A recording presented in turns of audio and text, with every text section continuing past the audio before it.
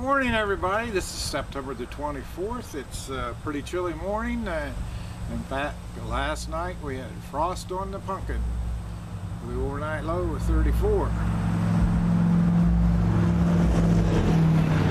out I didn't lose any plants because even though I had frost on my windshield, there was no frost on my plants or any in the yard. So I dodged a bullet. But anyhow, as I had promised, here's an upgrade on my greenhouse project. I currently have 5 ribs installed. I have 2 more to go. Please bear with me, there's traffic going by because I'm on the main highway. There's a total of 7 ribs, and each rib is made out of 2 top rails, chain link fence top rails, which are 10 feet 6 inches joined together. And I've done these in a hoop bender, and it's really simple. I'm surprised how simple it was, and I will show you a video on how to make your own hoops in the future. Now, each hoop goes into a 5 foot 6 inch corner chain link fence post. That post is 1 5/8 inch in diameter and 5 foot 6 inches long. Now, each one of those posts are driven in the ground 30 inches, leaving 3 foot above the ground, which I tie into my 2x6 frames. These 2x6s are pressure treated.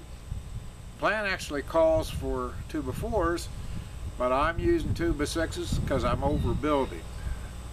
So far, out of the 5 ribs I've installed, only 2 posts have not went into 30 inches, and that's because of rocks. They only went in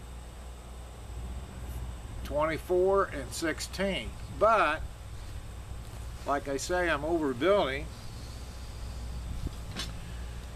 because it does get windy up here on the mountain, and the plan doesn't call for these, but I've taken these steel posts.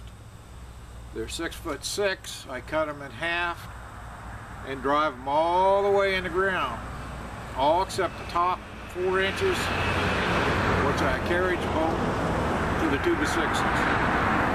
And amazingly, these posts all went in the ground. However, I had a lot of trouble getting the post cut to size. For one, these posts are much harder than I would expect it. I tried to cut one with a Sawzall, dulled the blade. Bought a new metal blade from a Sawzall, dulled it too. What to do? Well, I happen to have a deck grinder, and I used a deck grinder, and sure enough, it cut right through these. The next hurdle was to drill holes for my carriage bolts. Well, after going through 4 drill bits, including a brand new cobalt bit, I decided this stuff is just too hard. So what I did, I went down to the neighbors and we heated them up with a torch, and we just punched the holes in. I can assure you this greenhouse will not blow away.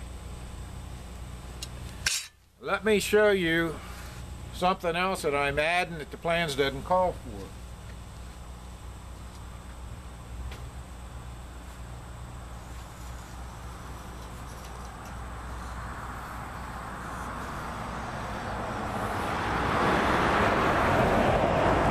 These are some angle pieces made out of heavy galvanized steel that was left over from my garage, and I have just enough. I'm going to add these to the sidewall, just like this.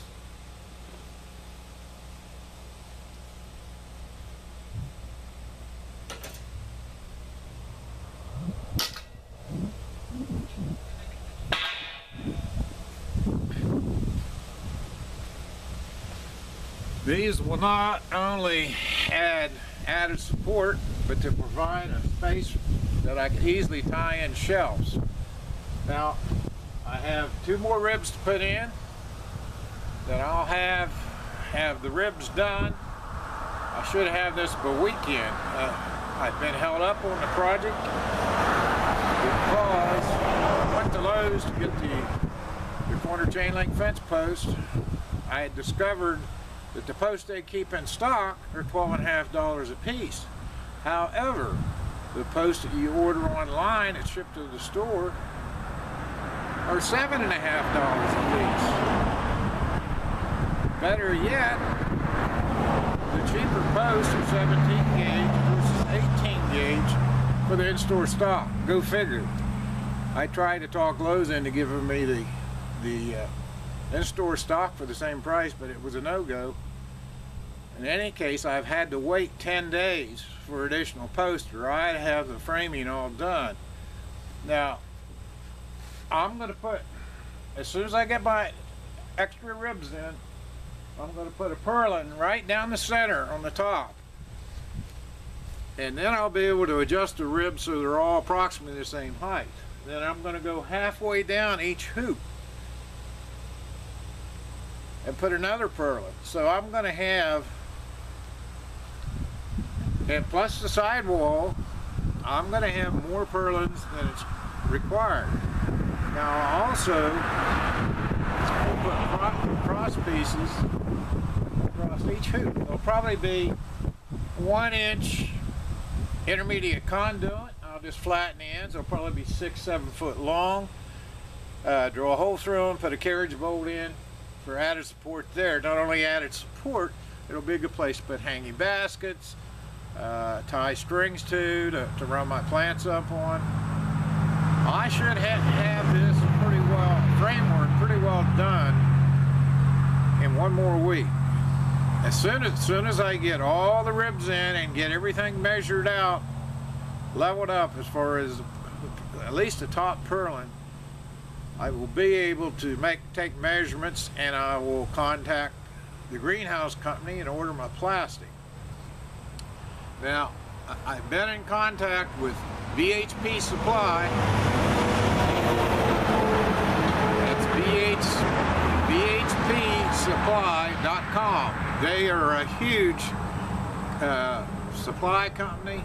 I've already been to their warehouse in Harrisonburg, Virginia. They supply 23 states. If you're going to build a greenhouse, this is a very good place to hook up with. I will try to leave a link with this YouTube video, and also a link on my blog site, which is almostheavenhydroponics.blog. I've already been to the Harrisonburg store. I picked up 2 4 cubic foot bags of perlite at a real reasonable price, $12.10 a bag. I also got my calcium nitrate, 50 pounds, for $30 a bag. Now, the savings I made on shipping alone is tremendous. Now, yes, it's 70 miles to Harrisonburg, and it does cost me some time and gasoline, but it was well worth it. How am I going to heat this greenhouse when I'm done? Well, I'm not sure. I've got a few things in the works. I'm going to have some black barrels down the south side wall here, and they will absorb a lot of radiant heat. Now, according to the expert at VHP Supply, and they do have a lot of technical support, for a greenhouse of this size, which is 12 to 24, almost 10 foot in height, I only need 35,000 BTUs of heat to heat this to 70 degrees at 0 degrees Fahrenheit on the outside. That's pretty amazing. So I'm not too worried about the heat now like I was before. And I'm also going to add some high pressure sodium lamps, possibly 2 400 watt lamps, 1 on each end of the greenhouse. This will supply a lot of heat.